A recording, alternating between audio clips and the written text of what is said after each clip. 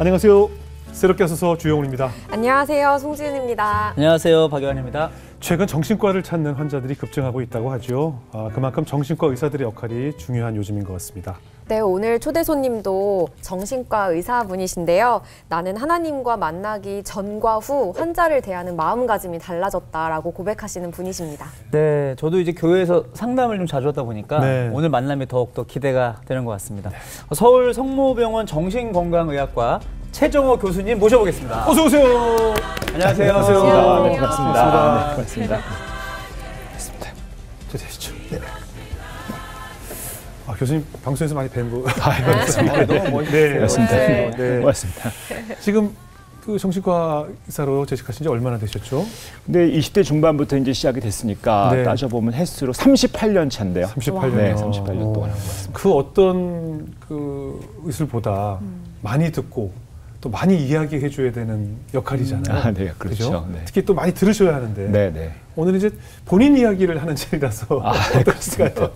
제가 사실은 뭐 교수고 병원에 있다 네. 보니까 뭐 듣고 그다음에 네. 뭐 또 강의도 하고 그러잖아요. 그렇죠. 뭐 네. 그런 걸 많이 하는데 사실은 뭐 어떤 약간 정말 꼰대스럽게 이렇게 네. 해라 저렇게 해라 하는 네. 거는 정말 많이 했는데 네네. 제 이야기 일종의 간증하는 건 네. 처음인 것 같습니다. 그래서 그렇군요. 어떻게 보면 굉장히 떨리고요. 네네네. 잘할 수 있을까? 뭐 이런 네. 생각도 들고 그렇습니다. 그러게요. 교수님 그 인터뷰를 보니까 나는 심리적 자수성가를 했다라고 이제 해주셔서 일단 심리적 자수성가라는 말이 무슨 뜻일까 궁금했습니다. 네, 그 엄밀히 말하면 자수성가를 했다라고 하기보다는 네. 하고 있다 네. 그 말인 것 같습니다. 진행형으로. 계속 심리 자수성가를 하고 있는데 네. 우리가 보통 자수성가란 말 많이 쓰잖아요. 그렇죠. 보면은 이제 특히 저희 시대 때는 굉장히 어렵고 네. 그런 경제적으로 되게 어려우신 분들도 당대에 무엇인가 이뤄서 네. 내 집안을 이렇게 세웠다 하는 게 자수성가잖아요. 그렇죠. 내가 뭐 배운 거 하나도 없고 가진 거 네. 없는데도 불구하고 네. 내 손으로 네.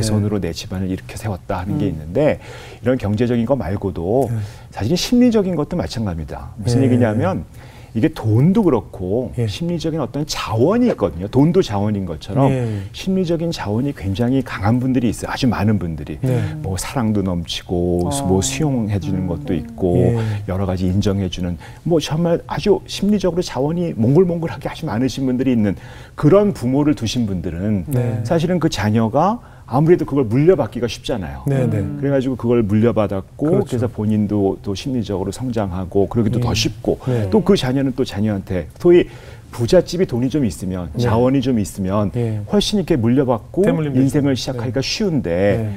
그런 걸 못 물려받은 사람들이 많이 있어요. 그러니까 그렇죠. 자원이 없는 거죠. 그렇죠. 우리 부모가 자원이 없으니까 네. 심리적 자원이 없은 상태니까 네. 내가 그걸 받지 못한 거죠. 네네. 그래가지고 우리 엄마한테 내가 받지 못했어, 아버지한테 받지 못했어. 예. 그래서 이제 그러면 보통 그걸 달라 그래요. 네네. 엄마 나 이거 줘, 사랑 줘, 막 이런다고요. 예. 난 왜 사랑 못 받았지? 왜 사랑 내놔? 이런다고요. 그런데 솔직히 말하면 부모가 돈을 이렇게 좀 꼬부쳐 놓고 돈을 안 주시는 분은 있을 수 있을 것 같아요. 네네. 근데 부모가 사실은 사랑을 가지고 있는데 그런 어떤 마음의 자원을 가지고 있는데 일부러 우리 애들 안 주려고 숨기고 안 주시는 분은 없거든요. 없죠. 네. 내가 못 받았으면 사실은 우리 부모가 없는 거예요. 거죠. 네. 자원이 없는 거죠. 없는데 달라고 하면 안 되는 거예요. 네. 없는데 어떻게 줘요? 그렇죠. 뭐 사실 경제적으로 돈이 없는데 달라는 거 똑같잖아요. 예, 예. 그래서 사실 제가 쓰는 심리적 자수성가라는 거는 네. 우리 부모한테 받지 못한 자원을 내가 내 스스로 한번 읽어보자. 예. 내가 내 어떤 심리적 자원을 읽어서 우리 자녀한테는 예. 이제부터 내가 받은 자원 가지고 좀 물려줘 보자. 네네. 우리 내가 만약에 못 받았으면 사실 계속 못 받아가는 걸로 가는 거잖아요. 네네. 심지어 자원이 없는 집안으로. 네. 근데 내 대에서 예. 한번 그 흐르던 걸 이제 멈추고 네. 우린 자원이 없는 집안이 아니라 내가 가진 자원 뭐 아주 많이 물려받지 못했더라도 그 자원을 가지고 한번 전환시켜보자. 네. 그거를 심리적 자수성가다 이렇게 예. 얘기를 합니다. 그 교수님도 그런 심리적 자원을 풍성하게 못 받으신 거예요? 뭐 어떻게 보면 일종의 그렇다고 봐야죠. 예. 사실은 이제 뭐 이제 와서 옛날 얘기하는 게 좀 그렇긴 네네. 하지만 사실 뭐 이제 그 제가 이제 어린 시절 제가 이제 환갑이 넘고 예. 이제 63세 이렇게 됐는데 네. 저희 말하자면 저희 부모님이 사이가 안 좋으셨어요. 예. 그래가지고 사실 근데 한 60년 전이죠. 알고 보면 벌써 네네. 뭐 뭐 한 세대가 돌고 두 세대가 돈 그런 시절인데 부모님이 사이가 안 좋았을 때는 그 이전에는 사실 저희 그때 한 60년 전만 해도 이혼이라는 걸 잘 안 했습니다.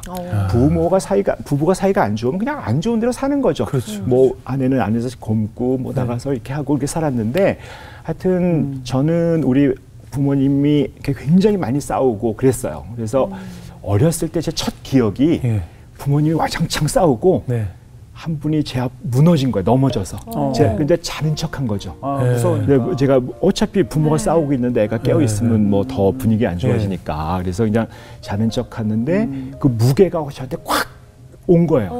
그런데 너무 아팠어요. 근데 그걸 제가 티를 못 냈죠. 자는 척했으니까. 그래서 그 무게 지금도 그런 느낌. 근데 그게 제 첫 기억이에요. 첫 기억이 그 아기 때 한 서너 살 때 기억이 그런 기억인 거죠. 그래서 사실은 평탄하지 못한 집안이었다고 볼 수 있고 어떻게 보면 그래서 결국은 부모님이 헤어졌어요. 근데 제가 한 4살 뭐 한 그 정도부터는 이제 아버님이 떠나시고 그다음에 저희 어머니가 이제 저를 키웠죠. 키우다 보니까 뭐 요즘 얘기하면은 뭐 결손 가정, 그러니까 뭐 요새는 사실 한부모 가정도 많고 이혼도 워낙 많이 하시니까. 이게 어머니가 자녀를 키우는 집이 꽤 많은데 60년 전만 해도 사실은 그런 집이 별로 없었어요. 쉬쉬할 때였잖아요. 네, 그리고 또 쉬쉬하고 혼자 산다는 것도 그렇고 그다음에 제가 이제 이게 외아들이었거든요. 근데 저희 60년 전 그 시절만 해도 외아들이 거의 없었어요. 왜냐하면 자녀를 많이 낳았으니까 적어도 몇 남 몇 녀 이렇게 낳고 근데 제가 이제 결혼하고 얼마 안 돼서 가정이 깨진 거기 때문에 이제 혼자서 살게 된 거죠. 살게 되고 이제 어머니는 또 일을 하셔야 됐고 일을 하시니까 뭐 이제 먹여 살려야 되잖아요. 어쨌든 나가서 먹여 살려야 되고 외갓집에 가서 살았는데 이제 그러다 보니까 아무래도 좀 외롭고 뭐 어떻게 보면 아버님은 안 계시고 어머님은 일하셔야 되고 그러니까 어떤 뭐 자원이라든지 이런 걸 받을 만한 계기는 별로 없었다 이렇게 보여집니다. 그 어린 시절 어쨌든 아버지라는 존재가 이제 부재인 거잖아요. 그걸로 인해서 좀 어떤 겪으셨던 감정적인 뭐 사실 요즘에는 워낙 아버지 없이 자라는 분들이 많아서 제가 뭐라 그러기는 어렵지만 사실은 60년 전에 그 이전에 저는 사실 주변에서 보면 참 희한하게도 아버지 없는 집이 없다시피 한 느낌? 뭐 유난히 또 그런 게 눈에 들어왔겠죠. 그리고 제일 부러웠던 게 왼손의 아버지, 오른손의 엄마 이렇게 해서 내가 이렇게 가운데 이렇게 다니는 그런 것들이 정말 제일 부러웠어요. 제일 부러웠고 이제 늘 하나 없다는 그런 느낌 같은 것들이 되게 있었고 아무래도 뭐 커서 좀 생각해 보면 아버지 상의 부재, 이렇게 남성상을 배우지 못한 거 그런 것들이 있어. 그러다 보니까 되게 좀 위축되고 좀 조용하고 그랬던 것 같고 제가 이제 성이 채씨인데 초등학교 때 별명이 미스채였어요. 미스채. 굉장히 여자 같고 조용하고 하여튼 뭐 어떻게 보면 남성성을 배우지 못한 그런 느낌을 가지고 그 어린 시절을 보냈다. 이렇게 이해할 수 있을 것 같습니다. 그럼 어머니가 좀 강하셨어요? 그게 이제 제가 볼 때 지금 와서 보면 우리 어머님이 그렇게 원래 강하신 분은 아닌 것 같아요. 그런데 이제 그 시절에 60년 전에 이제 혼자서 아이를 키워야 되잖아요. 그렇죠. 세상이 다 남자 위주로 구성이 돼 있고 그때는 뭐 일하는 여자가 거의 없었거든요. 또 직장에서 일을 하는 여자가 거의 없었으니까 뭐 좀 어떻게 보면 의학스러워지신 거예요. 강해지고 그다음에 이제 뭐 남편 없이 자녀를 키워야겠다 하는 아들을 하나 있는 아들을 외아들 키우겠다는 걸로 엄청 세졌어요. 엄청 세지고 뭐 어떤 뭐 제가 볼 땐 되게 무섭고 그다음에 뭐 소리도 많이 지르고 야단도 많이 치고 뭐 돌아서 생각하면 힘드셔서 그랬겠죠. 많이 힘들었을 텐데 사회적 편견도 있고 그렇죠. 그다음에 그 사회에서 내가 잘 지켜야 된다고 하는 느낌. 그래서 아버지 역할도 해야 되고 그러면서 이제 그 어떻게 보면 되게 유약하신 분인데 그런 어떤 세게 그래서 굉장히 그러니까 말하자면 성질을 너무 많이 내는 거예요. 화도 많이 내고 이렇게 사회에서 또 이제 어떻게 보면 핍박 이런 것도 굉장히 많이 받으셨고 그러다 보니까 이제 그 가정 안에서의 어떤 돌아와서 집도 편안하지 못하니까 또 이제 할 일도 많고 이러면서 내가 볼 때 굉장히 지쳐 있던 것 같았고 그러신 상태에서 하여튼 이 강하고 이제 오로지 애를 교육을 시켜야 되겠다라고 해가지고 뭐 저희 이제 굉장히 그때 경제적으로 뭐 여유가 없고 그러니까 굉장히 아주 변두리에 살았는데 학교를 어떻게 해가지고 굉장히 아주 먼 곳을 보냈어요.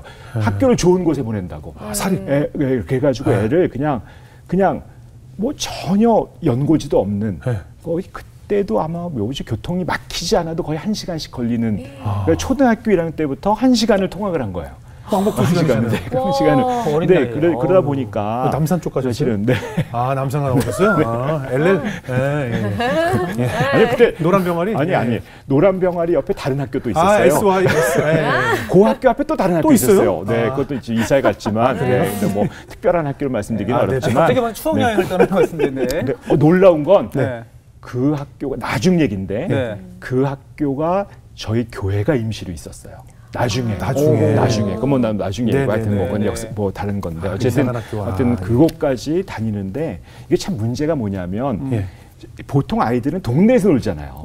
동네에서 노는데 저는 다른 동네를 학교를 간단 말이에요. 학교를 가니까 근데 학교가 끝나면 이제 집을 가야 되니까 그래서 버스 타고 이렇게 가면 학교에서도 잘 못 놀고요. 집에 오면 저녁 때가 된 거예요. 그럼 애들이 없어요. 없지. 또. 그럼 결국은 어디서도 노는 친구가 없는 거죠. 학교 친구들하고도 잘 못 놀고 어머니 욕심은 애를 좋은 학교를 보내려고 보낸 건데 사실은 저는 굉장히 외롭게 안 그래도 이제 혼자 형제가 없으니까 뭐 혼자서 살아야 되는데 여기 가도 친구가 없고 저희 가도 친구가 없고 그래서 어머니는 뭐 공부, 향학열 이런 걸로 보내긴 했는데 뭐 덕분에 효과가 있었던 것 같아요. 책을 열심히 봤으니까 뭐 친구가 없다 보니까 뭐 이렇게 책 보고 뭐 공부하고 이런 시간을 보냈던 것 같아요. 어떻게 보면 그게 또 공부하는 영향을 미쳤을 수 있었을 것 같습니다만. 네. 어머니의 꿈을 이루셨겠네요. 네, 결국은 그게 됐죠. 사실은 알고 보면 어머니가 사실 그때 무슨 뭐 의료기 납품하는 일을 하셨는데 그러다 보니까 병원에서 저희 집안엔 전혀 의사도 없고 아무도 없거든요. 근데 말하자면 병원에 가면 의사가 좀 폼나는 것 같고 그리고 또 병원에서 납품하는 일을 하다 보니까 내가 볼 때 갑질을 좀 당하셨을 것 같아. 아무래도 내가 그 어떤 을 입장에서 그래서 의사 돼야 된다. 이를 갈고 의사 돼야 된다. 그리고 저는 의사가 뭐 하는 건지도 몰랐어요. 그런데 이제 뭐 하다 보면 그냥 공부하고 외로우니까 공부하다 보면서 사실 어떻게 보면 엄마의 그 꿈을 이루어준 건 됐죠. 이과대학을 들어갔으니까. 근데 그러다가 정신과를 간 거는 아무래도 그런 결핍을 좀 해결하기 위해서 정신과에 가지 않았을까 싶긴 하지만 어떻게 보면 엄마의 꿈은 이뤘다. 이렇게 말씀드릴 수 있을 것 같습니다. 그래도 이게 어찌 보면 어릴 때부터 어머님이 오롯이 그냥 우리 아들이 내 꿈을 이뤄줄 수 있는. 아니 그러니까 사실 그 당시 어머님들은 모두 다 이제 내 아들 사자 들어가기를 원하던 시대잖아요. 뭐 판검사가 됐든 의사가 됐든 그런 시대에다가 홀어머니의 외아들이란 종교거든요. 거의 그렇죠. 내 남편이 이상의 종교 역할, 내 생명이고 내 신이거든요. 네, 맞습니다. 네, 그러니까 뭐 학구열뿐만 아니라 배우자 만나는 것도 사실은 이제 그렇죠. 어떻게 보면 한 남자를 사랑한 두 여자의 삼각관계거든요. 그렇죠. 당연히 그럴 수밖에 없습니다. 진짜요. 내 모든 것이기 때문에. 근데 아무나 만날 수 없는 제가 일장인데 저희 어머니의 신이 됐잖아요. 그렇죠. 종교. 근데 얼마나 부담스럽겠어요. 그렇죠. 그런 어머니의 기대도 있고 또 그다음에 평생을 나를 위해서 일을 하셨다는 건 아는데 그런데 사실은 알고 보면 엄청난 나는 불편함이 있고 어머니한테 그런 센 어머니, 억압적인 어머니가 있고 근데 사실 그러다 보니까 약간 통속 드라마 같이 또 사랑꾼이 된 거예요. 그래서 어떤 여자를 만났는데 너무 그 여자가 좋은 거예요.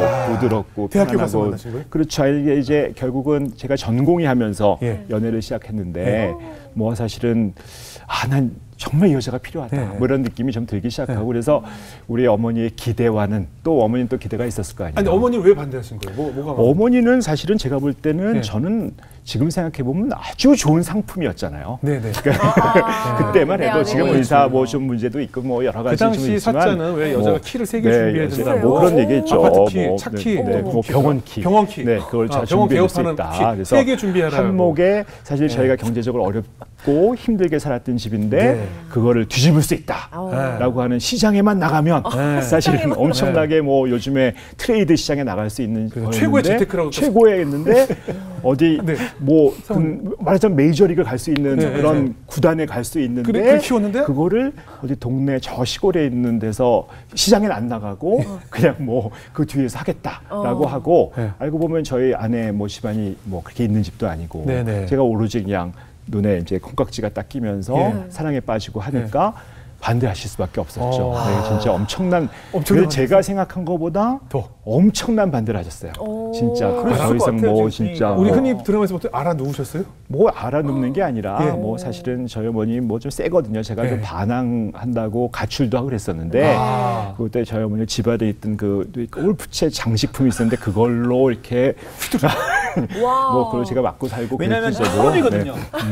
처음 우리 아들 이런 적이 처음이고 그래서 엄청난 전쟁 밭에 있었죠. 사실은. 근데 이제 그 전쟁 속에서 제가 이제 방법이 없더라고요. 도저히 어떻게 방법이 없고 사실 이제 수그러지고 뭐 내가 접느냐. 근데 이제 사실 그때 어떤 용기였는지 그래도 이제 제가 용기를 냈습니다. 용기를 내서 방법은 뭐였냐면 그때까지 내가 어차피 학생이었고 이제 졸업하고 군대 끝나자마자 이제 결혼을 하는 거였는데 그 당시에 이제 결혼하겠다 결정하면서 우리 집 재정, 가계 이거는 내가 책임을 지겠다.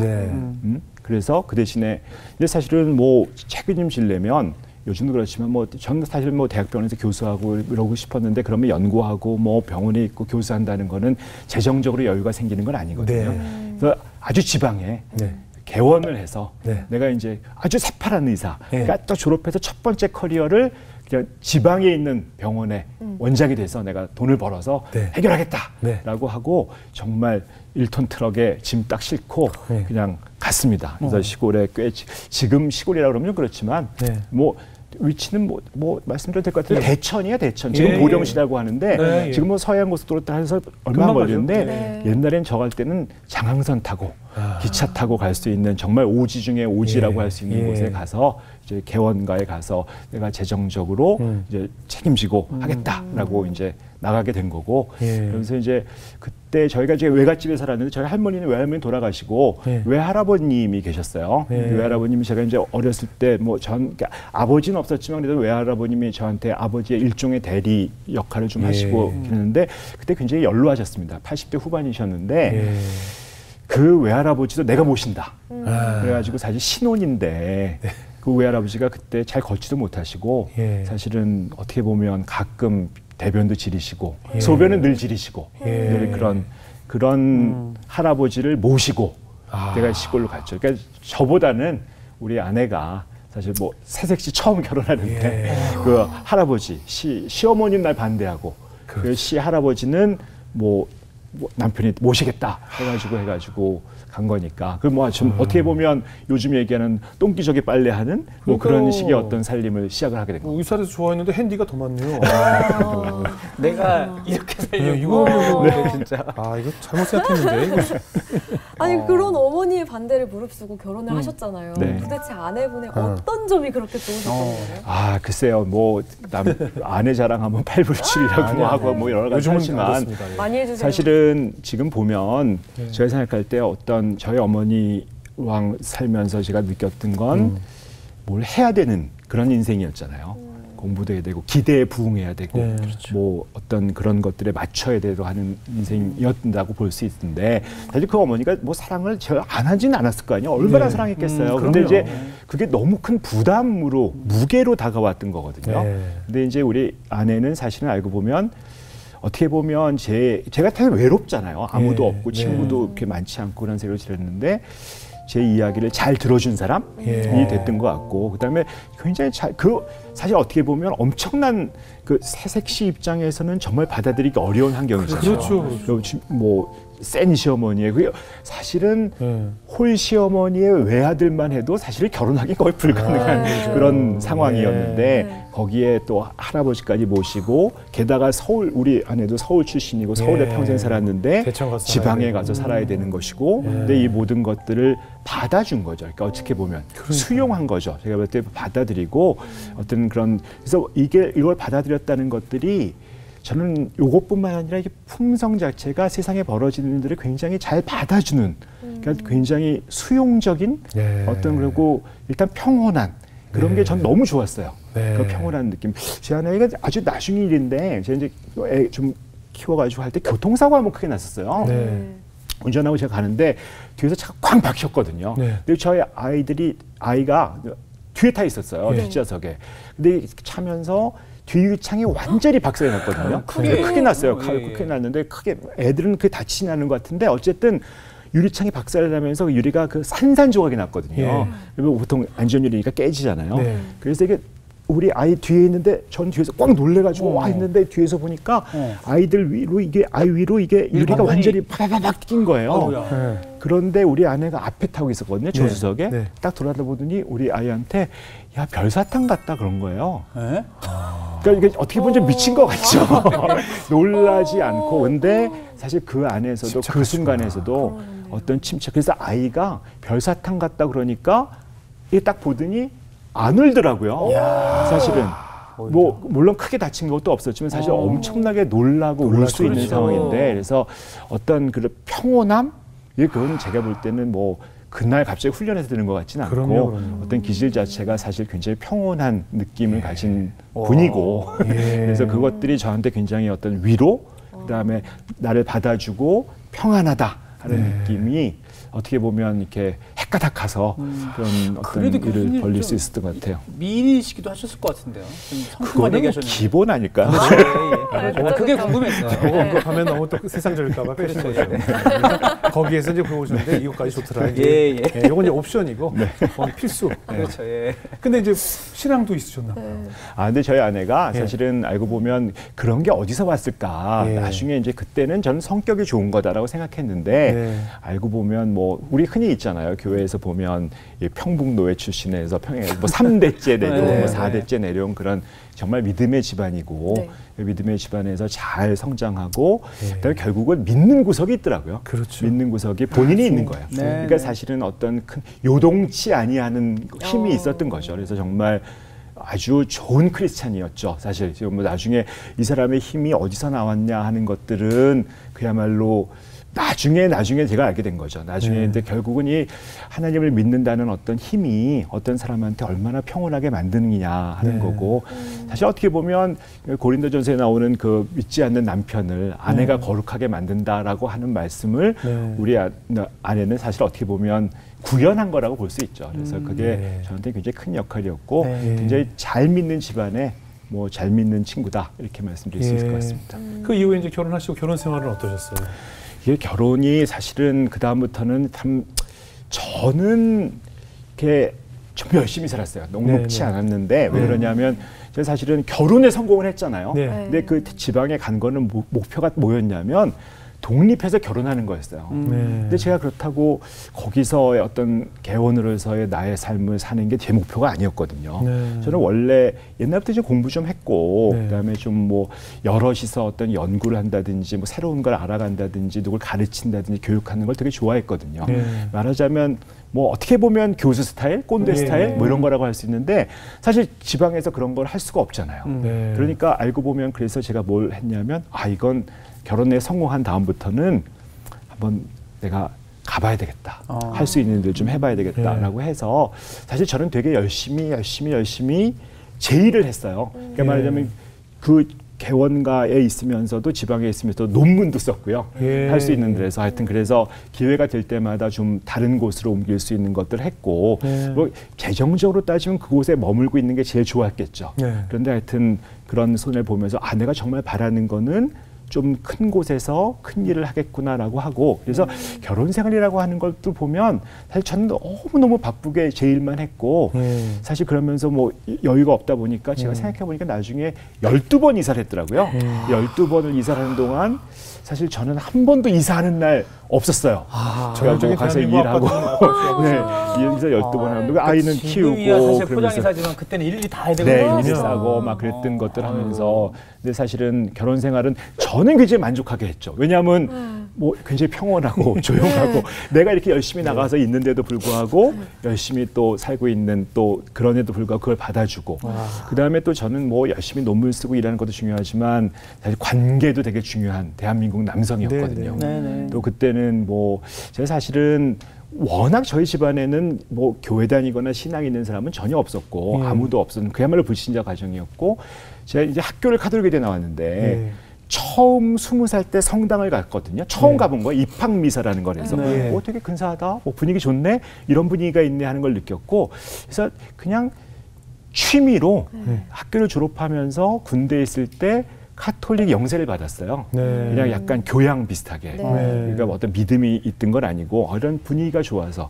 카톨릭이 굉장히 강점이 있습니다. 이거를 하거든요. 많이 하죠. 신부님하고도 약주하시고, 뭐 신부님하고 술 드시고, 뭐 하는데 그런 사람이 저는 이렇게 관계가 되게 중요하다고 생각했던 이 사회에서 열심히 사는 거는 뭐 좋은 사람들하고 관계도 얘기하고 그래서 결혼 생활이라고 하면은 저는 주로 술 열심히 먹고 그 다음에 뭐 가정 잘 돌보지는 못했던 것 같고 그런데 이제 맨날 늦게 가고 집에 이제 열심히 일하다가 늦게 가고 맨날 생각하는 거 그래요. 뭐 집에 아침에 진짜 밤새고 술 마시고 뭐 일하다가 끝나고 술 마시고 일하고 뭐 저는 그게 굉장히 중요한 일이라고 생각했거든요. 그리고 집에 들어가면 한 새벽 4시, 5시로 들어가는데 앞집 아주머니가 나와요. 앞집 아주머니가 새벽 기도 가시는 거예요. 나중에 알고 봤더니 그 아주머니가 새벽 교회 가서 이 앞집 남자 좀 정신 차리고 가서 이렇게 들어왔죠. 들어오면서 이렇게 갖고 들어가는데 중부기도까지 그래서 우리 아내랑 그 아줌마랑 이제 앞뒤에 왔다 갔다 하니까 기도 제목을 낸 거죠. 말하자면 우리 남편 맨날 술 먹고 늦게 들어오는데 그럼 내가 새벽 기도 가서 기도해 줄게. 그리고 나를 보고 눈에 보고 저 인간 좀 되게 하면서 해가지고 가셨죠. 근데 뭐 이건 정말 나중 일인데 그분이 제가 장로가 되고 교회에서 섬기고 있을 때 저희 교회로 임명 오셨었어요. 그분 정말 마음 짠하지 않으셨을까요? 그분의 기도에 내가 사람을 진짜 뭐 굉장히 감격스러우셨을 것 정말. 그래서 여기 기도하는 거 별로 떨어지지 않습니다. 땅에 떨어지지 않아요. 하나님은 정말 그분이 맨날 고주망태 들어오는 이 앞집 남자가 내가 다니는 교회의 장로가 될 거라고 어떻게 생각했겠어요. 근데 하나님은 그런 걸 이루실 수 있다 하는 거를 뭐 제가 몸으로 약간 농담처럼 말씀드릴 수 있지만 하여튼 그랬습니다. 그래서 저는 뭐 결혼 생활을 되게 열심히 일했다.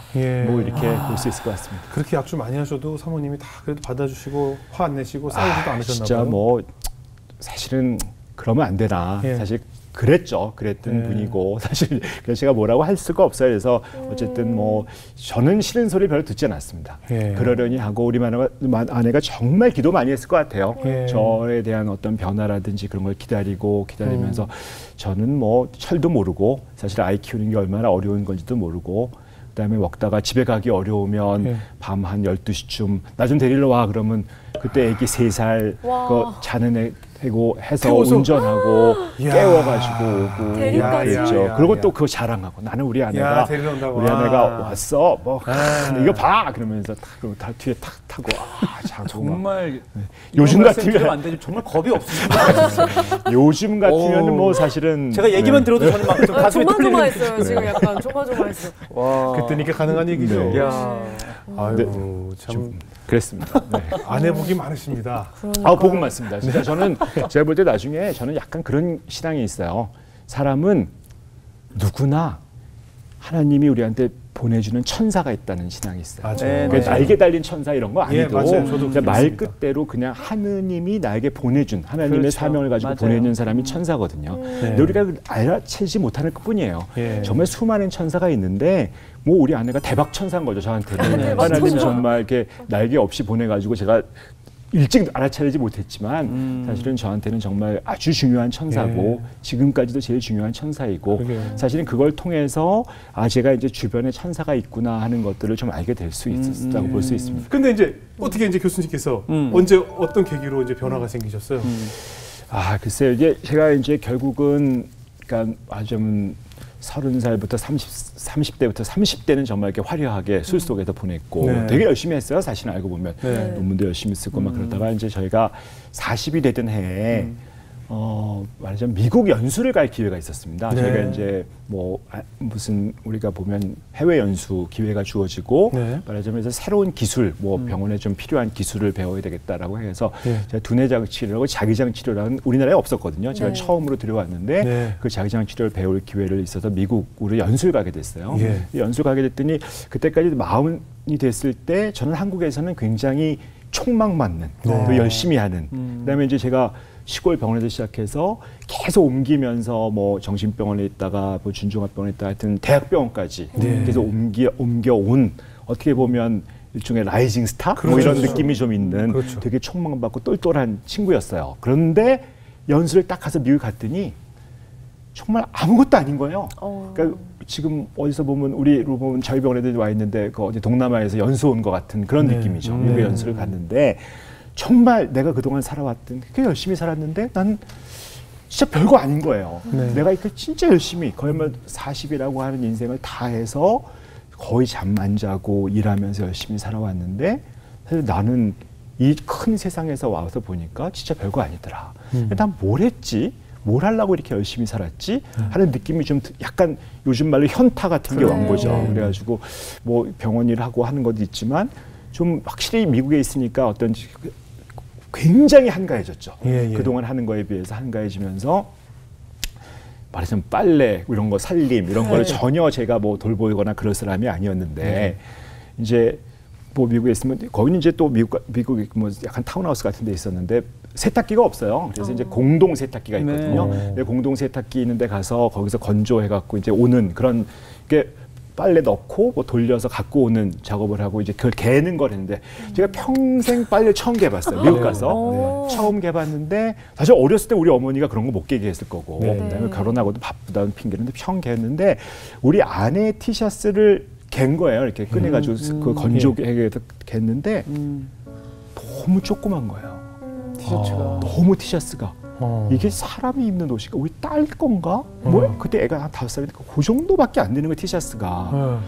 근데 이 작은 옷을 입은 아내가 사실 이렇게 많은 일을 나를 위해서 했다 하는 거가 들면 그 들었는데 되게 막 갑자기 울컥하는 거예요. 울컥하더니 이거 접어서 났는데 진짜 요만한 거예요, 요만한 거. 근데 이 안에서 뭐 늙은 할아버지 똥오줌 뭐 가리고 아이 키우고 뭐 무슨 뭐 보면서 거의 감당하고 술 먹은 남편 시중하고 이사 12번 다니고 이런 어떻게 이럴 수가 있었지? 아내가 정말 그동안 정말 잊고 살았던 알지 못했던 아내의 소원을 한번 들어줘야 되겠다. 아내의 소원은 제가 교회 열심히 다닌 거였어요. 교회 열심히 다니는 거. 그래서 이제 미국에서 이제 교회를 한번 열심히 다녀보자. 된 거죠. 그래갖고 내가 사실 있는 시간과 할 때 그래서 교회를 열심히 다녀보자 하는 걸로 이제 어떻게 보면 시작, 전환 이런 게 된 거죠. 진짜 나이가 티셔츠로 인해서 영감을 얻은 거예요. 요즘은 사실 반대거든요. 그러니까 제가 제 아내 티셔츠를 보면서 티셔츠 너무 큰 거예요. 우리 아내가 이거 조심하셔야 될 것 같은데. 아니, 근데 요새 그런 시대예요. 이게 얼마나 힘들면 얼마나 힘들면요? 힘들고 계속 먹고 이제 그렇게 되는 거죠. 이거 약간 수습하는 것 같은 느낌인데. 이 방송 나가고 귀찮게 안 해봤겠네. 웃음 욕심이 있어요. 저도 갑자기 지금 겁을 상실했는데 어쨌든 말이죠. 아니 계시던 곳이 어디였어요? 저는 혹시 아실지 모르겠는데 뭐 큰 도시는 아니었고요. 찰스턴이라고 하는 사우스캐롤라이나의 굉장히 작은 도시예요. 시골이네요. 아주 시골인데 사실 거의 아시는 분이 없어요. 저도 뭐 아는 분이 별로 없고 근데 결국 그냥 어떻게 해서 알게. 왜냐하면 저희가 하는 그 기술을 배우러 간 그 치료가 그곳에 거기서 있어가지고 그분을 찾아서 간 곳이긴 한데 그곳에 있는 교회를 이제 열심히 다니기 시작했습니다. 열심히 다니기 시작하고 또 아이들이 또 거기 주일학교에 또 적응하기 시작하면서 되는데 그 찰스턴이 흑인 교회가 굉장히 많은 곳이어서 그 도시에 밑에 보면 찰스턴이라는 이름이 있고 밑에 별명을 붙여놓거든요. 미국에 무슨 별명, 그 도시의 별명. 그게 홀리 시티예요. 신성한 도시라는 것이었는데 그게 뭐 어떤 영향을 끼쳤는지 모르는데 저로서는 정말 홀리 시티가 된 거죠. 그래서 제가 이제 교회를 처음 다니기 시작했고 또 열심히 또 그 안에서 사역을 해보고 그다음에 이제 거기서 뭐 하여튼 제가 이제 사실 믿음은 없잖아요. 교회를 다니는 거지. 하나님의 어떤 믿음이라는 것이 없는 상태에서. 근데 이제 그 찰스턴이 되게 아름다운 곳이거든요. 자연이 많고 시골이다 보니까 나무, 뭐 오크 나무 이런 게 되게 많은데 어느 날 이렇게 저희 집 주변에 이제 굉장히 아름다운 숲이 있는데 한국에서 볼 수 없는 큰 나무들이 있죠. 근데 그 나무를 보면서 이 나무가 진짜 어떻게 생겼지? 이 나무의 뿌리는 뭐지? 이게 정말 얘는 계속 한 100년, 200년 이렇게 있었는데 그 전에 나무는 어디서 나와서 어디로 가지?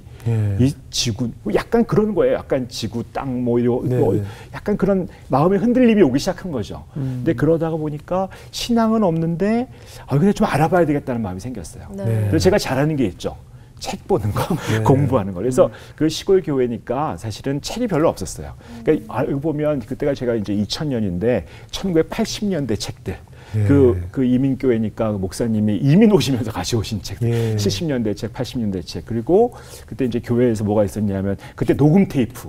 유명하신 목사님들의 뭐 오카는 목사님, 뭐 이재철 목사님의 그런 목사님들의 녹음 테이프. 그걸 이제 빌려서 정말 그때는 이제 운전 테이프밖에 없으니까 미국은 이제 몇 시간 걸리잖아요. 운전하고 어디 가면 그 시간 동안 녹음 테이프도 열심히 듣고 사실 공부도 열심히 하고 정말 약간 믿음은 들으면서 난다.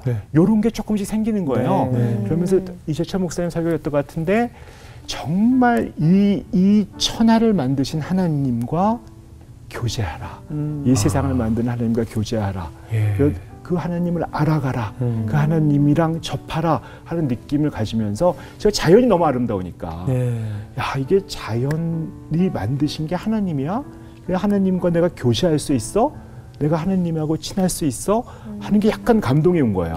약간 제가 평생 이렇게 외롭게 지냈고 그런 상황에서 어떤 큰 존재, 사실 내가 어떻게 범접할 수 없는 큰 존재, 세상을 만드신 하나님하고 내가 접할 수 있다는 느낌. 그다음에 내가 그렇게 나를 위해서 헌신했던 아내의 힘이 사실은 그 하나님을 믿는 거였어 하는 것들이 저한테 굉장히 큰 역할을 하게 됐죠. 그래서 정말 그때는 설교 열심히 된 것 같아요. 그때는 인터넷이 없었어요. 인터넷이라는 게 전화로 인터넷이 연결됐어요. 전화를 쓰면 삐삐삐 해가지고 이제 인터넷이 연결되면 전화가 안 되는 거죠. 전화가 안 되는 거죠. 근데 그 전화로 뭐 한국에 계신 여러 그야말로 그래서 이게 방송이 되게 중요하다고 생각하는 게 사실 지금이야 이런 방송도 다 외국에서 볼 수 있고 뭐 유튜브도 인터넷도 볼 수 있지만 그 당시에는 사실은 그게 불가능하거든요.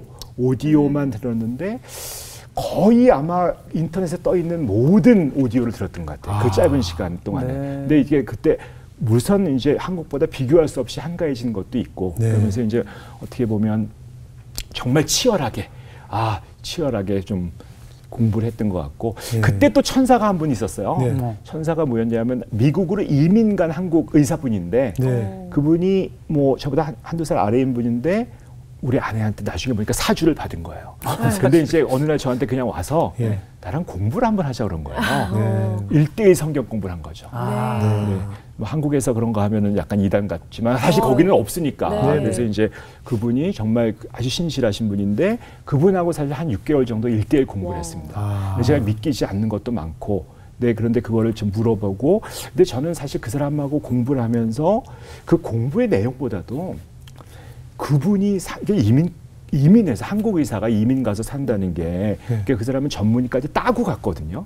아주 어렸을 때 간 게 아니라 1.5세 이게 아니라 근데 다 커서 갔는데 쉽지 않거든요. 일단 언어도 쉽지 않고 쉽지 않은데 너무 맨날 그야말로 우리가 보면 기쁨이 넘치는 거예요. 표정이 정말 그다음에 손님만 오면 그렇게 다 접대를 하고 자기도 바쁜데 그 미국에서 그 사람은 미국에서 의사잖아요. 굉장히 바쁜데도 불구하고 뭐 주일이든 토요일이든 뭐 라이드 운전해주고 어디 가는 또 근데 이게 억지로 하는 것 같지가 않고 기쁜 거예요. 너무 신나하고 어떤 뭐 만나고 얘기하고 그러면서 말끝마다 하나님 얘기를 하는 거예요. 그래서 저는 사실은 그 분하고 얘기한 성경 공부의 내용보다는 그분의 삶이 이게 이 예수 믿으면 이럴 수 있구나 사람이 이렇게 힘든데 내가 볼 때 정말 힘들거든요. 밤에 당직하고 뭐 힘들고 거기 적응하고 언어도 안 되는데 하는데 너무 기쁨으로 섬기고 살고 있는 거야. 근데 그분의 아내도 그런 거야. 여기 진짜 그래서 이건 뭐가 있다. 내가 좀 더 저를 알아봐야 되겠다 하면서 사실 진짜 공부 열심히. 제가 한 1년 반 정도 있었는데 여한 없이 공부했다. 그때 책은 진짜 많이 읽고 많이 들었다 이렇게 생각이 됩니다. 스스로 자연을 보면서 하나님을 접했네요. 그렇죠. 그럼 이제 그런 신앙심을 가지고 이제 한국에 돌아오셔서 진료를 하실 때도 아무래도 예전과 마음이 좀 많이 달라지셨을 것 같아요. 정말 많이 달라진 것 같아요. 사실은 제가 이제 그 새로운 치료를 배우러 간 것도 사실은 저희가 치료할 수 없는 그동안에 굉장히 좋은 치료, 뭐 약물 치료, 정신 치료 이런 것들이 있지만 정말 안 되는 분들이 있거든요. 그리고 진짜 우리가 뭐 정말 끔찍한 트라우마 받으신 분도 되게 많고요. 뭐 뭐 정말 엄마가 자살해서 뭐가 뭐 매달려 있는 거, 그다음에 뭐 어렸을 때부터 아버지한테 성폭행 당한 사람, 뭐 끔찍한 과거, 너무 힘든 분들, 그러고 이제 그런 분들이 있고, 그다음에 뭐 어른 돼서 우울증 심하게 걸려서 그래서 정말 열심히 치료하고 병원도 다니고 뭐 그러는데 잘 낫지 않고, 나는 죽은 게 낫다고 하는 분도 되게 많고, 자살 시도도 되게 열심히 많이 그냥 수도 없이 하시고, 근데 사실 그때는 저는 이렇게 그런 힘든 분들, 정말 치료가 안 되는 분들한테 보면 어떤 느낌? 약간 압도감. 아, 내가 이분을 어떻게 치료를 해야 되는데, 내가 어떻게 내 힘으로 치료를 해야 되는데 안 된다고 하는 것들이 너무 큰 거예요. 그러니까 사실은 그게 그러다 보니까 환자분을 보는 게 약간 겁이 나는 거예요. 내가 이거 하다가 이분 자살하면 어떡하지? 잃어버리면 어떡하지? 치료 안 되면 어떡하지? 하는 걱정도 되고, 심한 환자 보는 게 되게 무섭고 힘들고 막 좀 지치고, 그다음에 거의 이제 막 돌아가시겠다고 자살하겠다고 하는 분들하고 면담하고 나면 진이 다 빠지고 힘들었단 말이에요. 근데 사실은 제가 그야말로 신앙이 생긴 상태에서 돌아오니까 사실 이게 내가 하는 게 아니구나. 뭐 그 이사야서 40장 1절처럼 하나님이 나한테 하라고 하는 일은 내 백성을 위로하라라고 하는 거구나. 그 위로하면 되겠구나. 내 능력으로 이들을 낫게 하는 건 아닐 수 있겠다. 근데 내가 그들을 피하고 두려워하고 도망가려고만 하지 않으면 정말 아무리 고통스럽더라도 그 고통의 곁에만 있으면 정말 되겠구나 라는 생각을 했고, 제가 돌아와서 얼마 만인데 그 유명한 그 토마스 머틴이라는 신부님 계시거든요. 그 영성가인데 그분이 이제 그냥 평범한 신부로 살다가 루이빌인가 어떤 교차로를 건너가다가 그 길거리에 서 있는 수많은 사람들이 너무 사랑스럽다는 느낌을 확 받았대요. 그래서 그분이 아주 유명한 뭐 카톨릭에서는 영성가로 이제 확 사람이 확 뒤집어져서 정말 세상의 영성가로 이제 거듭났다라고 하는 아주 유명한 게 있는데, 저 그런 건 아닌데 외래 이제 제가 진료하러 가는데 그 진료실에 대기하느라고 환자분들이 쫙 앉아 계신데요. 그전까지는 저는 사실 그 전 같았으면 부담감, 내가 이분을 낫게 해야 되는데 이게 나을까? 뭐 이런 걸 갔는데 가고 있는데 다 정말 아파서 기다리시는 거잖아요. 힘들어서 기다리시는 건데 쫙 지나가는데 그 기다리시는 분들이 우리 하나님이 이분들을 전부 다 사랑한다. 나는 얘들이 내 자녀다. 나는 얘들을 너무 근데 이분들은 정말 사실은 신앙인도 아니죠. 게다가 또 그중에 목회자도 있어요. 심지어 수녀님, 신부님 같은 분도 있단 말이에요. 그런데 그런 분들도 자살하겠다고 그러시거든요. 그럼 어떻게 보면 신앙이 없어진 것 같은 그런 느낌이 드는데, 그거랑 무관히 하나님은 나는 이들을 정말 사랑한다는 메시지, 나는 이들이 정말 사랑스럽다는 메시지를 저한테 제가 확 느꼈어요. 그래서 내가 하나님을 이렇게 사랑하는데 내가 이들을 이렇게 사랑하지 못해도 이들 옆에는 있어줘야 되겠다. 그래서 제가 뭐 고통의 곁에 우리가 있다면이라는 책도 하나 쓴 게 있는데 그냥 고통에 내가 할 수 있는 건 고통의 곁에 머물러야 되겠다. 그래서 그 다음부터는 힘들고 어려워도 제가 이제 옛날 같으면 내가 안 보거나 다른 분한테 보내거나 이랬던 환자분들도 좀 있었을 텐데 한 분도 내 뒤로는 보내지 않겠다. 여기서 우리가 한번 어떻게 되든지 한번, 저희 병원도 제일 큰 병원이니까 마지막 선이다라고 생각하고 어떻게든 잘 낫든 안 낫든 저희가 한번 지켜드리고, 아무리 아파도 고통의 곁에는 제가 있다라는 걸로 하다 보니까 사실은 그 전까지 내가 한다는 어떤 힘이 이제는 어차피 하나님이 사랑하시는데 하나님이 하시겠지 하는 느낌이 확 들면서 사실은 그렇게 부담스럽지 않고 저는 더 훨씬 힘들지 않아지는 게, 하여튼 뭐 제가 또 어떻게 보면 나이도 들고 경험도 많아지니까 환자 수는 더 늘어났거든요. 훨씬 많아졌는데도 불구하고 힘든 거는 훨씬 적어진. 그래서 아무리 환자분이 많고 그래도 뭐 하나님이 사랑하신다고 하는 분들을 제가 만나는 일이니까 사실은 정말 힘들지 않은, 그건 정말 큰 전환이라고 볼 수 있을 것 같습니다.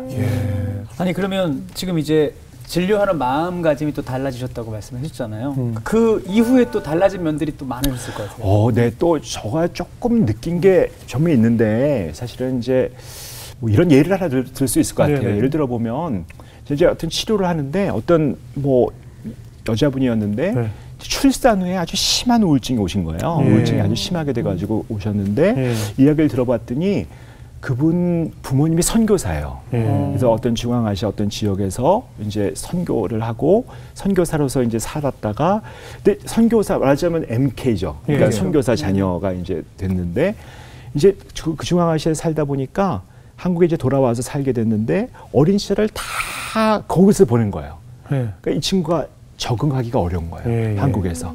근데 말도 러시아어가 훨씬 더 편하고, 그때는 이제 중앙아시아 독립 전이니까 러시아 뭐 이런 것도 이제 하면서 러시아어가 주로 이제 쓰면서 같은 얘기인데, 그런 걸 하면서 이 친구가 한국에 와서 적응하기가 어려워지면서 결국은 이제 우울증이 심하게 온 겁니다.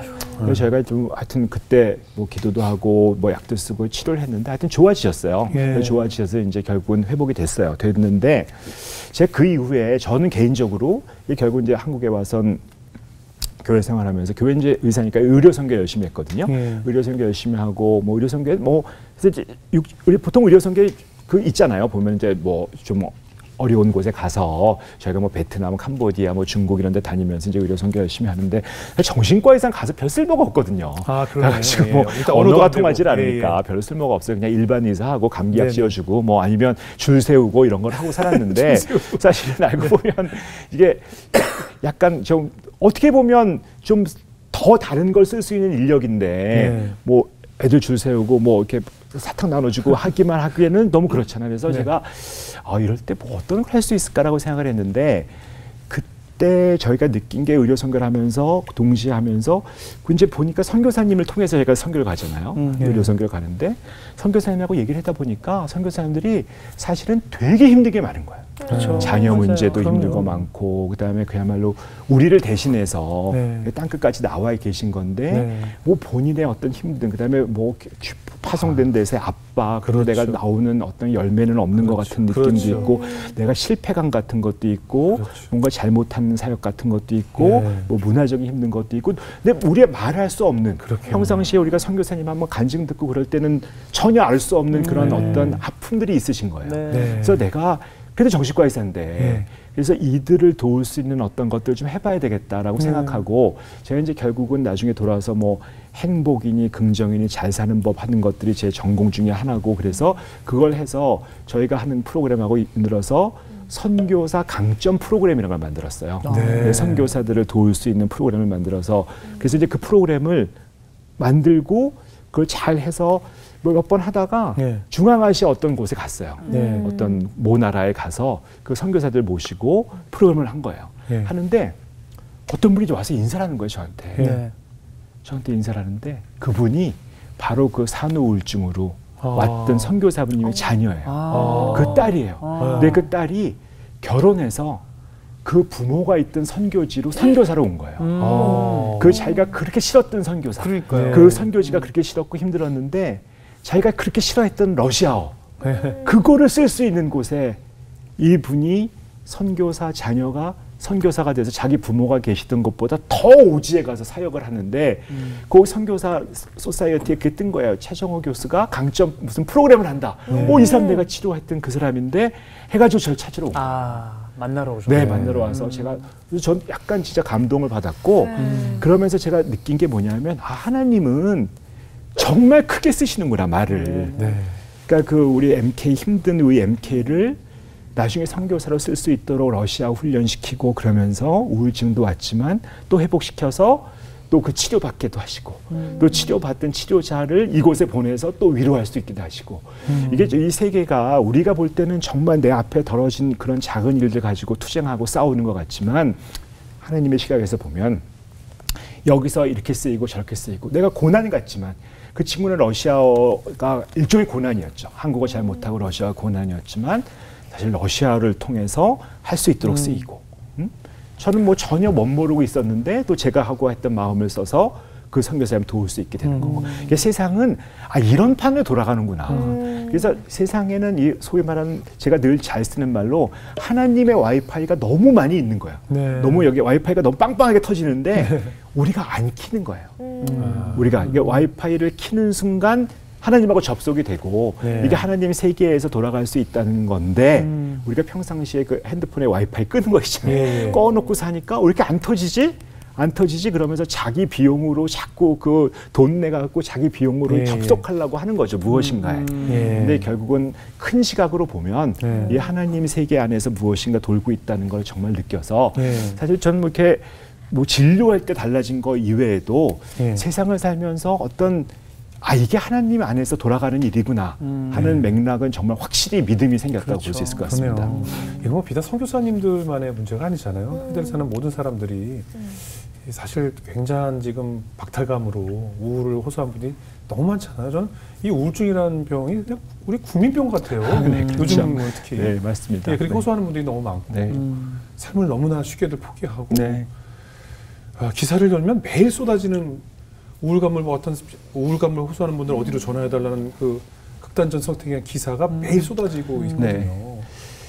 저희가 진짜 뭐 참 어떻게 보면 송구하고 부끄럽기도 하지만 OECD 국가 중에 자살률 1위 이런 얘기 많이 하잖아요. 사실 너무 힘들고 또 많은 분들이 사실 정말 어려워하고 사는 것도 어렵고 특히 청년 세대로 가서 더 어려워하고 우리가 뭐 자살 많이 한다는 거를 이렇게 피부로 잘 안 와닿으시는 분들이 많은데 우리가 거의 1년에 한 15,000분 정도가 자살하시는데 통계상으로 보면 40분에 한 분이에요.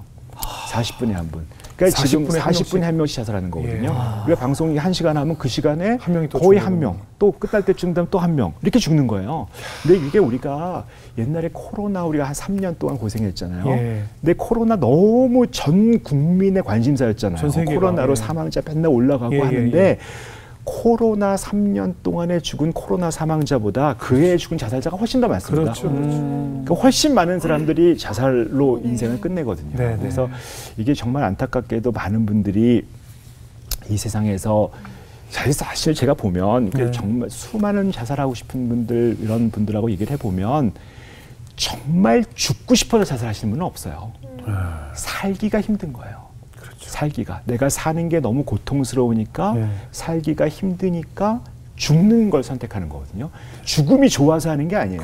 사는 게 너무 싫으니까 너무 고통스러우니까 가는 거란 말이에요. 그래서 우리가 어떻게 하면 잘 살게 할 것인가가 우리가 사실 다른 걸 다 떠나서 어떤 것들을 이렇게 전환시키는 것들이 너무 중요하거든요. 잘 사는 거. 우리 저 옛날에 승유교회 다녔기 때문에 김동호 목사님 잘 아는데 우리 뭐 김동호 목사님 하신 말씀이 그런 말씀이 있어요. 보면 부자를 잘 사는 거라고 하면 안 된다. 그렇죠. 그런 말씀 늘 하시거든요. 부자는 돈이 많은 거지 잘 사는 게 아니거든요. 그럼요. 근데 저는 진짜 병원이 저희 강남 쪽에 좋은 병원이에요. 알고 보면 큰 병원이고. 그러면 진짜 부자 환자 많아요. 부자가 많은데 잘 못 살아요. 그러니까 경제적으로는 너무 여유로운데 잘 못 산다고. 잘 못 살아서 왔겠죠. 그렇죠. 그러니까 잘 못 산다는 게 우리가 잘 산다는 건 절대로 경제적으로 부유하다가 아닙니다. 우리도 한번 잘 살아보세 하는 게 약간 돈 있어 보세였잖아요. 사실은. 근데 돈이 있어졌는데 잘 살지 못하거든요. 그래서 저는 정말 잘 사는 법을 우리가 배워야 된다. 잘 사는 것이 뭘까라고 하고 잘 사는 게 사실은 보면 잘 산다, 잘 존재한다는 뜻이에요. 영어로 얘기하면 웰빙이거든요. 웰빙, 잘 있다, 있는 거, 잘 있는 거. 근데 우리가 잘 못 있어요. 너무 많은 국민들이 잘 못 있고 잘 지내는 걸 잘 못하세요. 잘 있지를 못해가지고 힘들어지는 게 많거든요. 그래서 사실은 많은 분들이 뭐 세상이 너무 암울하다, 어둡다, 뭐 끔찍하다, 내 마음에 어둠이 짙다 이런 분이 너무 많거든요. 솔직히 말씀드리면 어둠이 어떻게 짙어질까요? 어둠을 짙게 해보세요. 어둠에다 뭐 어둠을 부으면 짙어지나요? 어둠의 용량을 더 높이면 어둠은 딱 한 가지예요. 빛이 없기 때문이에요. 빛의 부재가 어둠이잖아요. 그래서 우리는 삶에서 빛을 찾아야 되는 거예요. 삶에서 빛. 뭐 저는 사실은 제가 열심히 살고 제가 개인적으로 살았지만 어떻게 보면 제 힘으로 살았던 거고 그게 하여튼 저를 보내준 많은 천사들 덕분에 사실 저는 어떻게 보면 빛을 찾은 거거든요. 빛이 있고 그래서 삶이 좀 환해졌죠. 눈에 이게 보이듯이 확 변해졌단 말이에요. 그래서 사실 우리가 보면 환자분들뿐만 아니라 많은 인생을 사는 많은 분들이 어떻게 보면 내 삶에서 어떻게 빛을 찾을 것인가, 내 삶에서 어떤 빛이 무엇인가, 어떤 빛을 찾을 수 있는가 하는 것들이 제일 우리가 해야 될 일이라고 보고 저는 사실 뭐 제가 하는 일 중에 굉장히 중요한 부분이 사실은 그 빛을 조사하는 겁니다. 근데 당신에는 어떤 빛이 없습니다. 그래서 제가 뭐 책도 뭐 뭐 진정한 행복의 7가지 조건이라는 책도 하나 냈는데 그 안에 그 뭐 빛이라는 게 이렇게 보이면 안 보이잖아요. 근데 그걸 프리즘이라는 걸 통하면 7개로 나누어서 빨주노초 파나모가 보이잖아요. 네네. 그래서 구체적으로 7개로 나눌 수 있다라고 이제 제가 얘기를 하고 맨날 주장하고 다니거든요. 그 7개의 요소를 내 삶에서 그게 없으면 인생이 너무 비참해진다. 그래서 우리가 그런 내 삶에서 빛을 찾는 행위들이 끊임없이 있어야 되고 내 삶의 빛이 사실은 내가 찾기 어려우면 천사가 있거든요. 내 삶에 누가 천사일까라고 얘기하면 찾아봐야 돼요. 그리고 사실 우리도 솔직히 말하면 저는 그런 생각 많이 하는데 이제는 저도 천사로 불리움을 받았다. 제가 날개는 없어요. 날개는 없는데 사실 누군가에게 제가 천사가 될 수 있다는 거죠. 그럼요. 그래서 그 천사를 모으고 천사끼리 이야기하는 것들이 너무 소중하다. 그래서 저는 사실 와서 요즘 최근에 하는 것들이 뭐 그래서 정신과에서끼리 모아보자. 그래서 대한 기독 정신과 의사회라는 걸 만들어서 또 거기서 같이 또 해보기도 하고 그다음에 저희 병원의 신우회 뭐 신우회도 또 모여보고 서로 천사가 되고 신우회 만드니까 또 찬양하는 천사 보내주고 또 뭐 말씀 전해주던 목사님 보내주고 이런 게 생기시더라고요. 그래서 내 안에 레이더를 와이파이를 딱 켜고 그다음에 천사를 좀 찾아보고 이런 식으로 내 삶의 어두움을 하나씩 좀 없애보는 것들이 우리 인생에서 정말 필요하지 않을까라고 생각을 합니다. 그 말씀하신 진정한 행복의 7가지 조건은 뭐가 있나요? 뭐 그걸 다 말씀드리기에는 시간이 없을 것 같긴 하지만 뭐 7가지를 저희가 나눠보면 그건 저희가 순전히 데이터를 가지고 한 거거든요. 그러니까 저는 진짜 그 뭐 거의 면담 세션을 따지면 한 40만 세션 정도 될 것 같아요. 그러니까 뭐 한 3만 명분의 어떤 데이터 같은 걸 가지고 제가 조사하고 분석을 해보니까 정말 인간이 살면서 7가지 조건 때문에 요게 없어서 어두움에 빠져 계신 분이 되게 많다는 거고요. 간단하게 한 가지씩 말씀드리면 첫 번째는 수용이에요. 내 삶을 잘 받아들이지 못하는 거. 내 삶을 너무 이 삶은 아니다. 이 삶이 저는 늘 제가 얘기하는 것 중에 제일 중요한 얘기가 긍정적으로 살아라 하는 거에 오해가 되게 많거든요. 이게 많은 분들이 긍정적으로 살면 좋게 살아라. 좋게 생각해를 긍정으로 생각하는데 긍정의 사전적 어휘를 찾아보면요. 긍정은 그렇다고 인정한다요. 수용이네요. 그렇죠. 내 삶을 받아들이는 거. 내 현실. 받아들이는 게 정말 중요하거든요. 내가 꿀꿀하다. 왜 내 삶이 이러냐. 왜 내 삶이 정말 부정적이고 이건 싫어. 이게 아니라 내 삶이 꿀꿀할 수밖에 없구나로 받아들이고 내 삶에서 저항하지 않고 받아들이는 수용이 가장 첫 번째입니다. 그게 안 될 때 힘들어지거든요. 내 삶에서 받아들이는 어떤 수용이 첫 번째 빛이라고 볼 수 있고요. 그게 넘어가면 그럼 수용만 하면 되냐? 세상에 뭐 다 받아들였어. 그러면 사실 수용하면 변화가 없잖아요. 그래서 수용을 먼저 하고 그다음에 내가 바꿀 수 있는 건 바꿔야 돼요. 제가 아까 처음에 얘기했던 심리적 자주성가도 그런 데 들어가는 거죠. 내가 바꿀 수 있는 게 지금은 환경은 너무 안 좋지만 내가 할 수 있는 것들이 무엇이 있을까? 이 바닥에서 내가 할 수 있는 건 뭐가 있을까? 내가 재밌게 날 변화시킬 수 있는 건 뭐가 있을까 하는 것들을 하나씩 하고 계속 변화하면서 그걸 되게 열심히 하고 거기에 빠져 있고 사는 삶들이 있거든요. 이제 굉장히 그분들은 굉장히 힘든 일인데 몰입해서 잘해요. 변화하고 몰입을 하려면 어떻게 될까요? 몰입을 하면 잘해야 되거든요. 방송 잘하시잖아요. 방송에 몰입하시는 거란 말이에요. 몰입을 해서 그 안에 있기 때문에 할 수 있는 거거든요. 그러려면 어떻게 방송을 잘하게 될까요? 많이 해봐야 돼요. 그렇죠. 많이. 처음 왔는데 방송을 잘하는 건 불가능해요. 그렇죠. 계속 하는 거거든요. 그 인생도 마찬가지예요. 처음부터 잘 되려고 하니까 우리 청년들이 처음부터 연습 많이 안 하고 잘 되려고 하는데 힘들단 말이에요. 모든 변화는 반복해서 계속하면서 되는 것밖에 방법이 없다. 그래서 변화가 두 번째고 그 다음에 그 수용과 변화 다음에 또 굉장히 중요한 게 우리나라는 사실은 굉장히 어떻게 보면 집단주의 문화가 있거든요. 그래서 저는 이 혼자서 하지 않으려는 그게 뭐냐 하면 연결이라는 단어로 푸는데 하여튼 우리가 봤을 때 저희가 사실 방송도 수많은 분들이 하잖아요. 그렇죠. 이게 우리 혼자 저 혼자 이거 방송하는 게 아니잖아요. 뭐 사회자 혼자서 방송하는 게 수많은 팀들이 연결돼서 있는 거고 우리가 절대로 떨어져 있는 게 아니에요. 독립되어 있는 게 아니에요. 그러니까 외롭다고 생각하는데 사실 정말 외로워요. 나 정말 독거예요. 혼자. 그때 딱 와이파이만 키시면 세상에서 제일 큰 하나님하고도 연결될 수 있잖아요. 저는 사실은 사람은 뭐하고도 연결될 수 있다고 보거든요. 네. 반려동물하고도 연결될 수 있고. 저는 이렇게 보았을 때 많은 분들이 전 외로워요. 너무 친구도 없어요. 그러면 저 반려동물 키워. 우리 집은 원룸이라서 개 못 키우게 해요. 그럼 반려식물이라도 키워. 그 연결될 수 있거든요. 아, 저는 출장에 많아서 식물 못 키워요. 그러면 저는 돌이라도 키우라고 그래요. 돌. 인간이 돌하고도 연결될 수 있어요. 돌하고 연결될 수 있고. 게다가 큰 하나님하고 연결될 수 있으면 얼마나 좋겠어요. 사람, 동물, 식물, 자연, 하나님하고 연결될 수 있는 게 우리 인간이거든요. 그래서 처음에 수용, 변화, 연결이라고 하는 이 가장 큰 세 가지가 기본이고 그 다음에는 저는 강점이라는 걸 굉장히 중요하게 생각합니다. 네 번째 빛은. 왜냐하면 사람들이 늘 자기가 변화시키려니까 내가 못하는 걸 변화시키려고 그래요. 저는 사실 외롭게 자랐고 혼자 있었기 때문에 친교를 잘 못해요. 근데 제가 대인관계를 잘하려고 하다 보니까 막 친해지려고 막 어색한 농담도 하고 이런단 말이에요. 근데 그걸 안 친해져요. 그래서 오히려 오버하다가 잘 안 된다고 그러는데 그거를 사회에서는 그거를 개발해서 너의 약점을 뭐 보완하라 개발하라 그러거든요. 근데 잘 안 돼요. 어차피 해봐야 원래 잘하는 사람보다 못해요. 근데 저는 제 강점은 성격 강점은 성실이거든요.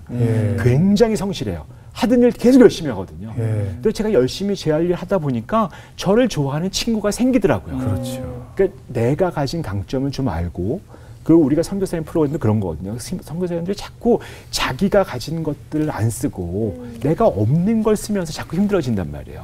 그래서 이걸 강점을 개발하라. 굉장히 중요한 저의 한 화두라고 볼 수 있고요. 또 저 다섯 번째는 이건 조금 어려운 얘기인데 지혜예요. 지혜. 지혜가 뭘까요? 굉장히 많은 분들이 우리나라는 전 농담치는 얘기인데 지혜는 여자 이름으로밖에 남은 게 없다. 우리나라는 여자 이름 최재, 이재, 박재는 많은데 한번 생각해 보세요. 지혜로운 어른이 누굴까? 사실 우리가 그런 걸 볼 수 있는 분이 이 사회에 좀 불행이죠. 아, 저분은 정말 지혜롭다 하실 수 있는 분이 별로 없단 말이에요. 근데 지혜가 그러면 왜 없을까? 지혜는 지식하고는 다르거든요. 지혜는 사실은 쉽게 생각하면 아주 과학적으로 정의하면 지혜는 내 삶에서 풀 수 없는 문제를 만났을 때 거기에 대처하는 능력이에요. 그러니까 문제를 풀 수 없는 문제. 정말 어려운 문제 있잖아요. 뭐 우리 자녀가 사망했어요. 뭐 집안이 망했어요. 돈이 뭐 배우자가 외도해요. 이런 여러 가지 풀 수 없는 문제를 만났을 때 그 문제를 푸는 능력이 아니에요. 못 풀어요. 그 문제는. 그런데 그 문제를 어떻게 대처하느냐. 그걸 내가 대처하는 능력이거든요. 근데 대처하는 능력이 있으려면 여러 가지 능력이 있어야 돼요. 왜냐하면 내가 좀 받아들일 줄도 알아야 되고, 뭐 상대적으로 생각할 줄도 알아야 되고, 고집 부리지 않아야 되고, 소위 요즘에 얘기하는 꼰대들하고 다른 굉장히 유연해져야 되거든요. 근데 우리나라가 지혜롭지 못한 분들이 너무 많은 거예요. 내 생각과 다르면 화가 나요. 뭐 터질 것 같은 거야. 뭐 너무 힘든 거예요. 내 생각. 근데 이게 말랑말랑해지지 못하는 거죠. 그래서 이 지혜를 개발하는 것도 사실 훈련이 있거든요. 치료도 있어요. 지혜 치료라고. 네, 그래서 그런 지혜 치료 같은 것도 해야 된다라고 하는 게 제가 얘기한 다섯 번째고, 뭐 너무 이렇게 밝히기 해서 다 기억 못 하실 텐데 여섯 번째는 전 몸이에요. 몸. 이 몸이라는 게 뭐 운동하고 이런 몸이 아니라 사실 우리가 알아있으면서 이 몸이 어떻게 쓰는지 잘 몰라요. 아니, 그러니까 거북목도 생기고 우리가 앉으면서 맨 핸드폰 보고 컴퓨터니까 꾸부정하게 이렇게 되거든요. 내 몸을 알아차리고 내 몸을 쓸 수 있게 어떻게 쓰는 것들을 잘 보고 사실 세상의 모든 것들은 내 몸에서 시작이 되거든요. 내 몸보다 더 소중한 게 없어요. 내 몸을 우리 성경에 있거든요. 내 몸과 같이 이웃을 사랑하는 거예요. 내 몸을 사랑해야 되는데 사람들이 내 몸을 사랑하지 않고 뭘 하려고 그러냐면 식스팩 만들고 삐쩍 말려서 몸을 학대하죠. 바디 프로필 찍으려고 하고 아니 내 몸을 사랑하는 거하고는 전혀 관계없이 몸을 학대한다고요. 몸을 자랑하려고 몸을 그냥 이거는 그래서 내 몸 자체 보여지는 몸이 아니라 실제로 내가 몸을 어떻게 움직이고 내 어깨 사람이 그걸 잘 몰라요. 몸이 다 저 엎어져 있어요. 이 몸이 펴지게 내려가게 이렇게 쓸 수 있도록 만드는 것들을 우리가 보면서 바르게 쓸 수 있고 바르게 걸을 수 있고 만드는 것들이 중요하다. 내 몸을 쓰는 거고 마지막 일곱 번째 무엇보다 소중한 거는 영성입니다. 그렇죠. 영성. 사실 이 모든 것들이 잘 안 될지라도 영성이라는 게 사실은 제가 이제 전 꼭 기독교인만 상대로 하는 게 아니니까 전혀 믿음이 없으신 분들 얘기하잖아요. 근데 영성을 쉽게 풀어서 얘기하면 항상 저는 그렇게 얘기해요. 나보다 더 큰 존재와 연결되는 거. 그 다음에 나보다 더 큰 존재와 연결된 상태에서 나의 의미와 목적을 가지고 살아가는 방식. 그게 영성이라고 설명을 하거든요. 그래서 그걸 잘 모르겠으면 교회를 가봐라. 뭐 이렇게 이제 하면서 전도를 하는데 이 영성이라는 걸 우리가 굉장히 많은 분들이 오해해요. 종교는 영성이 아니에요. 그건 사람들이 만든 틀이죠. 사실은 종교, 우리 많은 사람들이 교회를 다니는데 영성이 없으신 분들이 되게 많아요. 그래서 정말 내가 큰 존재와 연결됐다는 느낌, 경험, 나는 소중한 존재구나 하는 그런 나의 목적 같은 것들이 있어야. 그래서 그게 이루어지는 걸 저는 7가지 스펙트럼이라고 하고 프리즘을 비춰서 나온 7가지다라고 하고 뭐 제 책 봐주시면 약간 감사하겠습니다. PPL도 좀 하고 그렇게 되어 있습니다. 그럼 이제 그 선교사님들 위해 아까 말씀하셨던 그 강점 프로그램 또 이제 운영하시는 거예요? 네네 하고 있는데 사실 제가 코로나로 그동안 3년 동안은 못했습니다. 외국에 갈 수가 없어가지고 못했고 이제 금년 5월에 스리랑카 선교사님들 대상으로 하려고 하는데 사실 뭐 아주 계신 김에 좀 한번 또 기도도 한번 제목도 내고 싶은데 사실 그 프로그램을 하는 그 메인 강사 그러니까 여러 강사도 있고 그 중에 한 프로그램의 한 축을 하는 강사가 제 아내예요. 제 아내가 이제 나중에 이제 심리학 해가지고 그런 중요한 한 포지션을 하거든요. 진행도 하는데 제 아내가 이제 중요하고 요 스리랑카 프로그램에 굉장히 중요한 어떤 키 강사인데 요새 그 소위 안신경 마비가 왔어요. 그러니까 이게 좀 약간 무리하고 힘들면서 뭐 바이러스성도 있고 뭐 혈관도 있고 그렇다고 하는데 그래서 이 안구를 움직이는 걸 못해요. 이 안구 움직이는 게 마비가 돼가지고 그래서 이게 잘 못 봐요. 그러니까 일단 아래쪽을 볼 수, 이렇게 운전도 못 하죠. 그러니까 일상생활이 되게 어렵죠. 그래서 되게 어려워지고 이렇게 막 복시에 뭐 잘 이렇게 시야가 안 좋아지면서 그러니까 일단은 프로그램을 하려면 뭐 강의록도 만들고 뭐 컴퓨터 작업도 해야 되는데 전혀 못 하고 있거든요. 사실은 전혀 못 하고 있는 그런 상태라서 사실은 뭐 그 우리 그야말로 강사가 제 아내가 좀 회복될 수 있도록 좀 기도도 해주시고 어쨌든 뭐 우리 아내의 컨디션하고 어떻든지 간에 어쨌든 5월부터 할 거고요. 사실 저한테는 굉장히 소중한 그리고 제가 그걸 통해서 우리 선교사님들 회복되시고 선교사님들 굉장히 어려웠는데 그 본인의 어떤 강점 찾고 나의 존재 가치를 다시 회복하고 그 스펙트럼 7가지도 다 좀 들어가 있거든요. 그러면서 그런 것들이 들어가면서 내가 회복하는 어떤 기회고 제가 그걸 보고 아우 정말 우리가 내가 선교지에 나가 있지 못하지만 그야말로 선교사들 돕는 역할을 할 수 있구나. 저로서도 굉장히 소중하고 귀한 기회구나 하고 있는데 사실 굉장히 중요한 탑인 우리 아내가 아프니까 저는 어떻게 늙어서 제가 비행기를 탈 수 있을 때까지는 계속 해보고 싶은 그런 프로그램인데 좀 지속될 수 있으면 좋겠다는 것이고 그래서 하여튼 가능하면 어쨌든 끝까지 해보겠다 이렇게 말씀드리겠습니다. 저희도 위해서 기도해야겠네요. 마지막으로 이제 그 교수님 아까 심리적 자수성가를 하셨다고 하셨잖아요.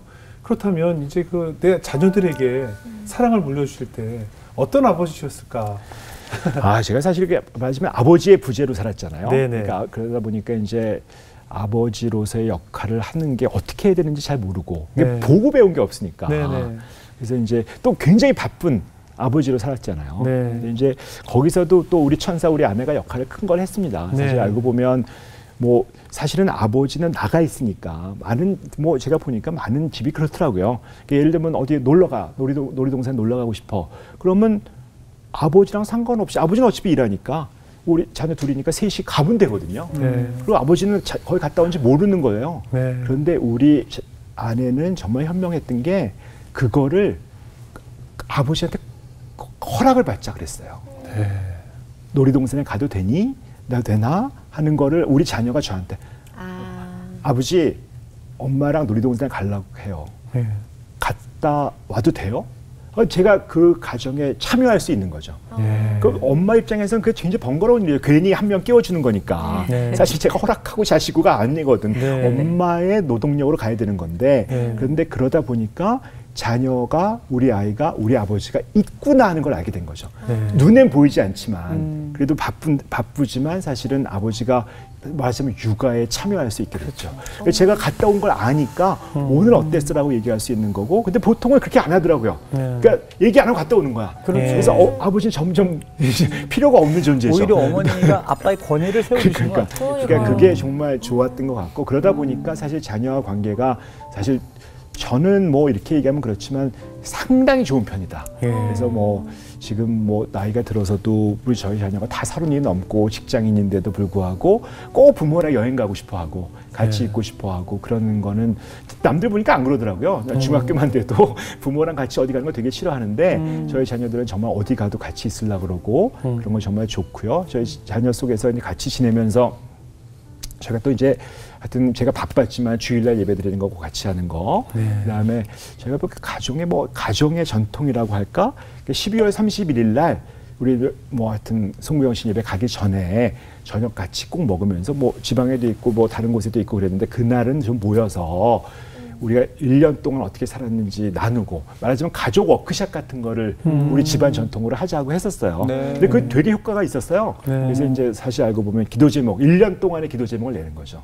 기도 제목 내고, 그다음에 얼마나 이루어졌는지 리뷰하고, 그래서 이제 요번 워크샵은 어디서 뭐 가기 전에 어떤 식당 끝났다고 하고 하는 것들, 그런 어떤 전통을 이어갔던 것들이 어떻게 보면 우리 아이들하고 내가 아버지가 없지 아버지가 늘 존재한다. 눈앞에 보이진 않더라도 아버지가 있다라는 느낌을 가질 수 있게 만들지 않았나? 그렇게 생각합니다. 이제 좋은 아버지 역할을 하고 계시네요. 그리고 앞으로도 이제 그 비전을 꿈꾸고 계시는 그 우리 선교사님들을 위한 사역도 참 많은 기도가 필요하겠다라는 생각이 들었습니다. 자, 우리 지인자매 오늘 어떻게 들으셨어요? 네, 저는 참 믿는 사람이든 믿지 않는 사람이든 그 우울의 늪에 빠져 있으면 나의 상황을 정확하게 바라볼 수 없잖아요. 근데 그런 사람들을 위해서 많은 프로그램들을 통해서 나 자신의 상처에 대해서, 나 자신에 대해서 돌아보게 해주시는 교수님의 어떤 이 삶이 너무 귀하고 감사하다라는 생각이 들었고, 또 아내분의 이야기를 들으면서 정말 현숙한 아내의 모습을 많이 배운 것 같아요. 그래서 더불어서 저도 누군가에게 천사와 같은 삶, 나의 삶을 통해서 하나님이 드러나는 삶을 살아가고 싶다라는 생각이 들었습니다. 네, 감사합니다. 우리 박유한 목사님?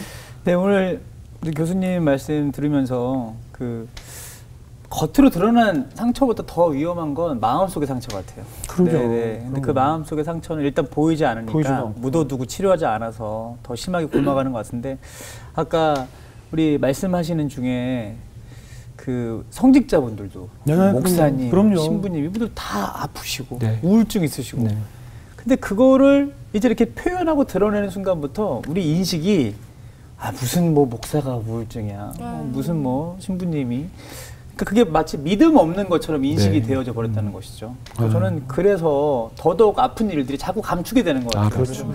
오히려 우리도 아플 수 있고, 그럼요. 이분도 아플 수 있고, 그런 것들을 언제든지 우리가 수용성 계속 말씀해 주셨는데 그것들을 건강하게 받아들이고 포용해주고 그런 사회와 교회가 돼야 저는 이렇게 정말 비극적인 일들이 더 이상 일어나지 않을 것 같아요. 그것을 위해서 계속 우리 또 의사 선생님이시고 또 장로님이시니까 또 멋지게 또 앞장서 주시기를 같이 기도하겠습니다. 네, 감사합니다. 우리 박유한 목사님도 좀 한번 찾아가세요. 근데 얘 같이 한번 만나는 거 아니에요? 같이 가. 나도 아파. 우리가 이 SNS가 발달하면서 지금까지 남들은 어떻게 사는지를 몰랐는데 알아버렸잖아요. 너무나 예쁘게, 잘나게, 행복하게, 멋진 곳에서 맛있는 걸 먹으면서 너무나 화려하게 사는 걸 봐버린 거예요. 그것도 지구 반대편, 내가 가본 적도 없는 나라에 매일 여행을 다니고 보트를 타고 내 삶은 뭐지? 라고 하면서 이제 현대인들이 우울감에 빠지고 내 삶을 비관하기 시작한 시대가 돼버렸다는 생각이 들어서 저는 전 세계적으로 이렇게 내 삶을 비관하는 사람들이 늘어나지 않을까 싶어요. 그랬을 때 저는 이 정신과라는 곳이 사실 이름부터가 장벽이 너무 높아요. 정신과에 가면 내가 정신병자가 된 것 같고 미친놈같이 느낄까 봐 이름부터 좀 친근한 이름으로 바뀌었으면 좋겠고, 우리가 감기 걸리면 내과 가듯이 자주 가는 곳이 됐으면 좋겠고, 또 한 가지는 최근에도 제 주변에서 너무나 많이 스스로 생을 마감한 동료와 지인들이 많았는데 공통점은 다 크리스찬이었다는 거예요. 근데 그들이 굉장히 많은 성경 공부 모임을 다녔거든요. 근데 갔는데 맨날 성경 공부만 한 거예요. 목사님들이 길게 하는 얘기를 듣고만 왔다는 거죠. 이들의 마음을 교회에서 들어주질 않으니까 늘 교회는 갔는데 자기 얘기 못하고 아브라함과 다윗이 어떻게 살았는지만 듣고 온 거죠. 교회에서 해결이 안 된 거예요.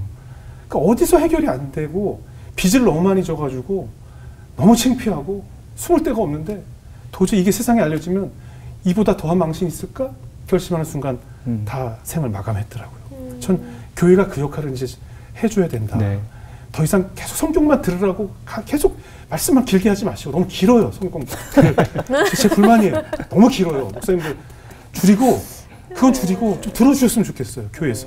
그리고 정치과 우리 교수님처럼 이렇게 지금 7가지 방법을 주신 것처럼 우리의 마음을 위로해 주시는 우리가 더 문턱을 낮춰서 그 정신과를 그냥 시도 때도 없이 자주 찾아가는 곳이 되었으면 좋겠다는 생각이 들면서 네. 우리 장로님 더 많이 기도해 주시고 네. 또 장로님의 사역을 위해서도 우리가 또 기도하도록 하겠습니다. 네. 오늘 귀한 간증 나눠주셔서 고맙습니다. 네, 감사합니다. 감사합니다. 고맙습니다.